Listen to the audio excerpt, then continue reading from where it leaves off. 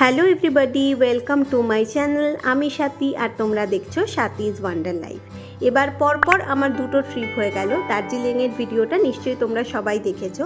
আর এখন আমি যাচ্ছি শান্তিনিকেতনে। একদম ভোর ভোর বেরিয়ে পড়েছি। আমার সাথে যাচ্ছে এবারও চিনি স্কুলের বন্ধুরা আর তাদের মায়েরা। তো সবাই মিলে ভীষণ মজা করব। আর এই প্রথম আমি বন্দে ভারতে চড়ে যাব কোথাও, এর আগে কোনোদিনও যাইনি। তো এই ফার্স্ট টাইম ওটাতে চড়লাম আর আমার এক্সপিরিয়েন্স তো ভীষণ ভালো। এত তাড়াতাড়ি শান্তিনিকেতনে পৌঁছে গেলাম যে বলারই কথা না। খুবই ভালো লেগেছে আর এত পরিষ্কার পরিচ্ছন্ন সুন্দর একটা ট্রেন।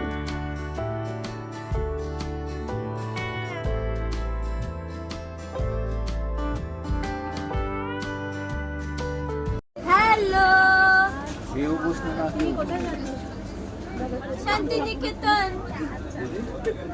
আচ্ছা, এটা কোন ট্রেন? বন্দে ভারত। আচ্ছা, ঠিক আছে। Very good, good girl. চলে এসেছি আমাদের রিসর্টে। এটার নাম হচ্ছে দ্য ক্রিস্টালো রিসর্ট। এটা একদম সোনাঝুরির উপরেই। আমাদের ইচ্ছা ছিল যে সোনাঝুরির একদম কাছাকাছিই থাকবো। যদিও আমরা আজ এসেছি বুধবার, তো বুধবার সোনাঝুরি বন্ধ থাকে। আমরা কালকে সোনাঝুরিতে যাব, আজকে অন্য অন্য জায়গাগুলো এক্সপ্লোর করব। তো প্রথমে এসে আমরা হোটেলে দেখলাম যে আমরা আসলে তাড়াতাড়ি পৌঁছে গেছি। ওদের এটা চেক ইনের টাইম না, তো তাই জন্য আমরা খানিকক্ষণ এই সামনেটাতে ঘুরে টুরে তারপর আবার অলরেডি আমরা টোটো বুক করেই এসেছিলাম সারাদিন ঘোরার জন্য।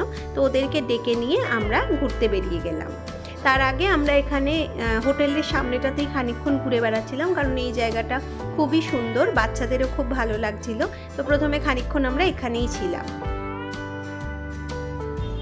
আর এখানে তোমরা আমাদের গ্রুপের সব বাচ্চাদের দেখতে পাচ্ছ। চিনিকে তো তোমরা চেনোই। আর এখানে রেড টি শার্ট পরা যাকে দেখতে পাচ্ছ ও হচ্ছে রুদ্রেশ, আর ব্রাউন টি শার্ট পরা যে তোমাদের হাই বলছে সে হচ্ছে জুনেদ।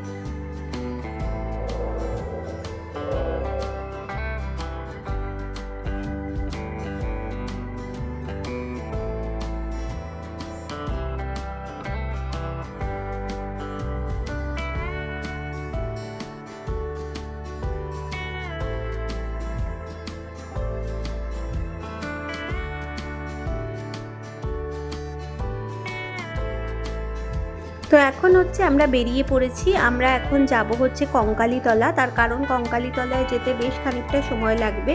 তো ওখানে ঘুরে কোপাই নদী দেখে তারপর ফিরতে ফিরতে আমাদের চেক ইনের টাইম হয়ে যাবে। তাই প্রথমে আমরা ওই জায়গাটায় যাওয়াই ডিসাইড করলাম। শান্তিনিকেতনে এই টাইমে ওয়েদার খুবই ভালো, মানে এখনও ওখানে হালকা হালকা ঠান্ডা আছে, তাই রোদে ঘুরতে অতটা কষ্ট হয় না। আর চারিদিকে ভীষণ সুন্দর ফুল ফুটেছে, তাই ঘুরে বেড়াতে ভীষণ ভালো লাগছিল। টোটোতে চড়ে ঘুরে বেড়ানোর পক্ষে এই সময়টা একদম দেখলাম আদর্শ। আর আমরা ভেবেছিলাম যে কলকাতায় তো এখন ভালোই গরম পড়ে গেছে, কি জানি রোদে রোদে ঘুরে বেড়াতে পারবো কিনা, হয়তো খুবই কষ্ট হবে। কিন্তু দেখলাম যে ওখানের ওয়েদার এতই সুন্দর যে ঘুরে বেড়াতে একটুও কষ্ট হলো না। আর বিশেষ করে সন্ধ্যের দিকে টোটোতে তো বেশ ঠান্ডাই লাগছিল। এটা হচ্ছে কঙ্কালীতলার মন্দির, বেশ জমজমাট ছিল, অনেক লোকজন ছিল এখানে। আর এখানেও দেখলাম বেশ ভালো রকমই বাজার বসে, মানে বাজার বসে বলতে সোনাঝুরি হাটে যে জিনিসগুলো বিক্রি হয় ওরকম টাইপের অনেক জিনিসই এখানে ছিল। আর মোটামুটি ভালোই কালেকশন ছিল। আমরা যেহেতু পরে সোনাঝুরি হাটে যাব, তাই এখানে সেরকম একটা দরদাম করিনি। বাচ্চারা টুকটাক জিনিস কিনেছে খালি, আর আমরা সেরকম কিছু কিনিনি। কিন্তু এখানেও বেশ ভালোই জমজমাট বাজার বসেছিল। আর এখানে বেশ সুন্দর আদিবাসী নাচও হচ্ছিল। আর আমার বন্ধুরা আমায় জোর করে ওদের নাচের গ্রুপে পাঠালো, তারা ভিডিও করে দেবে বলে।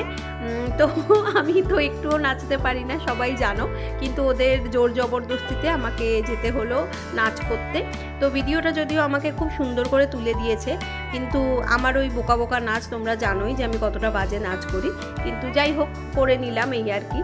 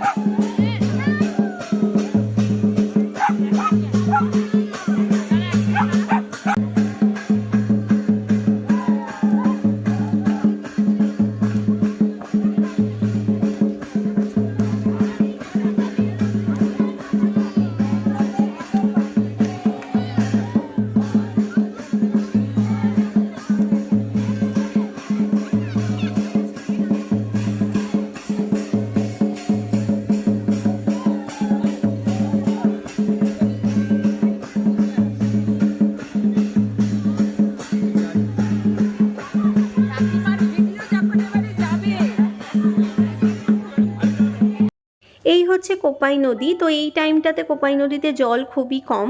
আমরা আগে একটা জায়গায় নেমে ছবি টবি তুলেছিলাম, অনেক বছর আগের কথা বলছি, সেটা গরমকাল ছিল। এবার ওই জায়গাটাতে একদম শুকনো দেখলাম। তো এখন আমরা যাচ্ছি বনবিথি রিসর্টে লাঞ্চ করে একবারে তারপর হোটেলে যাব। টোটোওয়ালারাই বনবিথি রিসর্ট সাজেস্ট করলো। তো এখানটা আমার দেখতে খুব ভালো লেগেছে, মানে বনবিথি রিসর্টটা দেখতে খুব সুন্দর, একদম গ্রিনারিজের মধ্যে। আর যেটা মনে হলো আমার, যে এখানে খাবার দামের তুলনায় যথেষ্ট ভালো। মানে এখানে সব রেস্টুরেন্টেই দেখলাম আমি যে 170 টাকায় একটা ভেজ থালি থাকে, যেটা কিন্তু একজনের পক্ষে ভীষণভাবে সাফিসিয়েন্ট। মানে কেউ যদি শুধু ভেজ খাবে মনে করে, সেই 170 টাকায় একদম ভরপেট ভালো রকম খেতে পারবে। তো আমরা যেহেতু মাছ মাংস খেতে একটু বেশিই ভালোবাসি, তো আমরা এর সাথে একটা করে ইলিশ মাছও অর্ডার করেছিলাম। ইলিশ মাছটাও বেশ ভালো দিয়েছিল, অনেক বড় সাইজেরই ছিল, আর বেশ ভালো রান্নাও হয়েছিল। সব কিছু রান্নারই টেস্ট ভালো। তো আমি তোমাদের ওদের মেনুটাও দেখিয়ে দিলাম। আর ওদের সবথেকে ভালো যেটা ব্যাপার, যে যা যা এখানে লেখা আছে অলমোস্ট সব কিছুই ওদের কিন্তু অ্যাভেইলেবল ছিল। কোনো জিনিস ওরা বলেনি যে যেটা দিতে পারবে না। আর খুব তাড়াতাড়ি আমাদের সার্ভ করেছে, খুবই সুন্দর। আর আমাদের মেনুতে যেটা দিয়েছিল আমি দেখিয়ে দিচ্ছি। ভাতের সাথে শাক ভাজা, ডাল, বেগুন ভাজা, ঝুরঝুরে আলু ভাজা, শুক্তো, ধোকার ডালনা, দেখতেই পাচ্ছ তোমরা অনেকগুলো আইটেম। এর সাথে চাটনি, পাঁপড়, মিষ্টি সবই ছিল। মানে এটা আমি বলছি যে ভেজ থালিও যদি কেউ নেয় তার খুবই ভালো লাগবে। আর এর সাথে আমরা ইলিশ মাছ আলাদা করে অর্ডার করেছিলাম।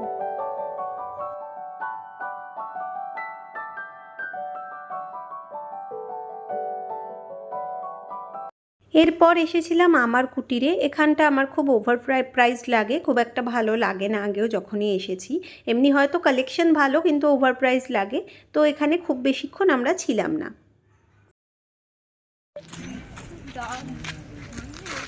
আন্টি ওখানে একটা ছোট দেখে জু টাইপের আছে, কোন ওখানে যেতে ওইদিকে? পারো। ওইদিকে? হ্যাঁ, আচ্ছা। এইটা জাস্ট এখানে। এবার রিসর্টে ফিরে এসেছি, তাড়াতাড়ি স্নান করেই আমাদের বেরোতে হবে, তাই রুম ট্যুরটা তোমাদের আবার পরেই দেব। এখন বেরোই। এই যে আমরা এখন রেডি হয়ে গেছি। চিনি এদিকে এসো, একটু এদিকে এসো, এদিকে এসো। চিনি একটু দেখাও তোমাকে কেমন লাগছে। এই যে আমরা ম্যাচিং ম্যাচিং পরেছি, দেখাও দেখাও। Matching matching পরেছি। ম্যাচিং ম্যাচিং পরেছে। হ্যাঁ, তো আমরা আমাদের একটু দেরি হয়ে গেছে, কারণ অনেক বাচ্চা রয়েছে, তো ওই জন্য একটু সবাই মিলে স্নান টান করে বেরোতে গিয়ে দেরি হয়ে গেছে। সাগর ওদিকে যাও, ওদিকে যাও, রেডি হও। এই জন্য আমাদের একটু তাড়া দিতে হচ্ছে। তো চলো তোমরা দেখতে থাকো, আমরা যেখানে যেখানে যাবো সব তোমাদের সাথে শেয়ার করবো। এবার দেখলাম বিশ্বভারতী ক্যাম্পাস এরকম বাইরে থেকে দেখতে হলো, ভেতরে কাউকে ঢুকতে দিচ্ছে না। তো ওরা বললো কোভিডের সময় থেকে নাকি এরকম সিস্টেম। বাট 2 বছর আগে আমি যখন এসেছিলাম, আমার একদম মনে আছে, আমার ভিডিও আছে যে এখানে আমি ভেতরে ঢুকেছিলাম। তো জানি না ব্যাপারটা কি হলো, তোমরা কেউ জানলে আমাকে বলো। এরপর আমরা এসেছি সৃজনী শিল্পগ্রামে। এই জায়গাটা যেটা আমি বুঝলাম যে শিল্পগ্রাম নামটা এই কারণে যে ভীষণ সুন্দর হাতে আঁকা অনেক কিছু দিয়ে এই গ্রামটাকে সাজানো হয়েছে। মানে একটা গ্রাম তৈরি করা হয়েছে, কিন্তু সেটা পুরোপুরি আর্টিস্টিক একটা গ্রামের মতো করে, কিন্তু খুব সুন্দর করে সাজানো। তো এই জায়গাটা আমার খুব ভালো লেগেছে, বাচ্চাদের পক্ষেও খুব ভালো, অনেকটা খোলা জায়গা। ওরা দৌড়াদৌড়ি ছোটাছুটি করছিল, ওদের খুব মজা লাগছিল। তাছাড়া এইখানে ভিতরে মুখোশ ছিল, পুতুল ছিল, তো সেগুলো ওরা খুব এনজয় করেছে। আর আমার যেহেতু একটু হাতে আঁকার প্রতি আগ্রহ বেশি, তাই আমার তো খুবই ভালো লেগেছে। কোথায় এসেছে চিনি বলো তো? এটা হ্যাঁ, এটা কোন জায়গা বলো তো? কোন জায়গা? Srijani Srijani Shilpagram. Shilpagram. Very good. Good girl, clap clap clap. তোমাদের একটা কথা বলে রাখি, সেটা হচ্ছে এবারের ব্লগে যে যে জায়গায় আমাকে তোমরা দেখতে পাবে, সেই ম্যাক্সিমাম ভিডিওই কিন্তু চিনি করে দিয়েছে। চিনি এবার আমাকে অনেক ভিডিও করে দিয়েছে, ছবি তুলে দিয়েছে। তো আমি বুঝতে পারছি যে আস্তে আস্তেও বড় হচ্ছে, আর বেশ সুন্দর করেই কিন্তু করে দিয়েছে। বিশেষ করে ওর ফটো তোলার হাত কিন্তু বেশ ভালো। আমি এখানে কতগুলো ফটো অ্যাটাচ করে দেব, যাতে তোমরা বুঝতে পারো যে চিনি কীরকম ছবি তুলেছে।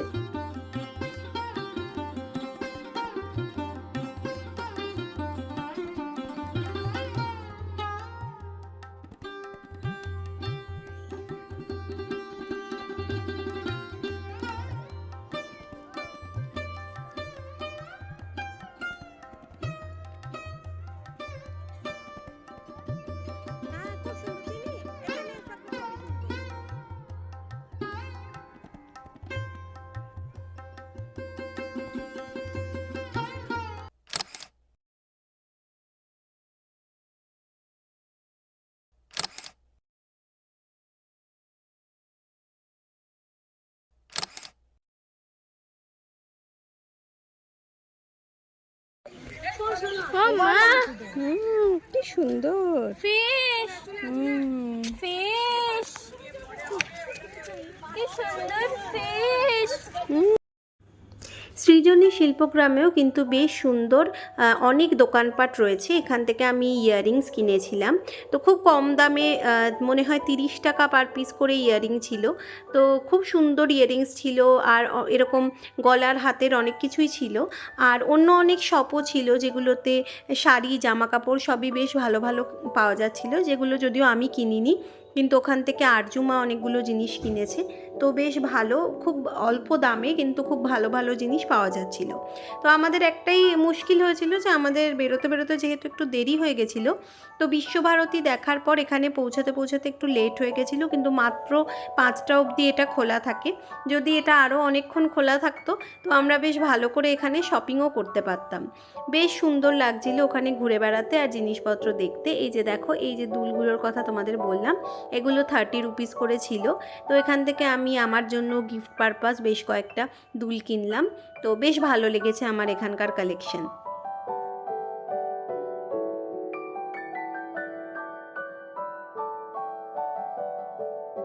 এই যে এখানে বেশ ভালো ভালো শাড়ি, পালাজো, স্কার্ট এরকম অনেক কিছু ছিল, বেশ ভালো। তবে ওদের টাইম হয়ে গেছিলো, তখন সব ওরা জিনিসপত্র গোটাচ্ছিল, তো ওই জন্য আমরা ভালো করে দেখতে পারিনি। কিন্তু এটা বেশ সময় নিয়ে গেলে খুবই ভালো লাগবে। তো এখানে এলে অবশ্যই এই জায়গাটা এক্সপ্লোর করা উচিত।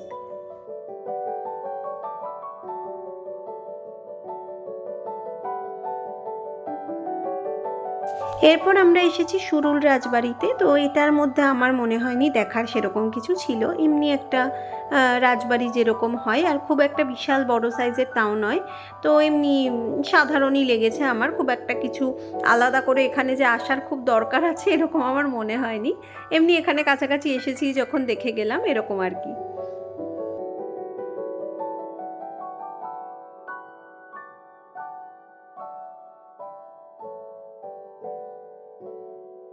আজ যেহেতু সোনাঝুরি হাট বন্ধ ছিল, তো আমাদের টোটোওয়ালারা বলল যে অন্য একটা হাটে আমাদের নিয়ে যাবে। তো এই জন্য কর্মতীর্থ হাট বলে একটা হাটে আমাদের নিয়ে এসেছে। তো এখানেও মোটামুটি ভালোই জিনিসপত্র ছিল, একটু সন্ধে হয়ে আসছিল বলে দেখতে অসুবিধা হচ্ছিল। তো এখান থেকে স্কার্টের কালেকশন বেশ ভালো ছিল, এখান থেকে দেবনীতার জন্য একটা স্কার্ট কেনা হলো। তো এরপর আমরা ফিরে এলাম আমাদের রিসর্টে। তারপর আর কি করলাম সেগুলো দেখতে হলে তোমাদের এরপরের পর্বটা দেখতে হবে, যেটা আমি পার্ট 2 আপলোড করব। তো আজকে এই পর্যন্তই, চলো এরপর আবার পার্ট 2 নিয়ে তোমাদের সাথে দেখা হবে। টাটা।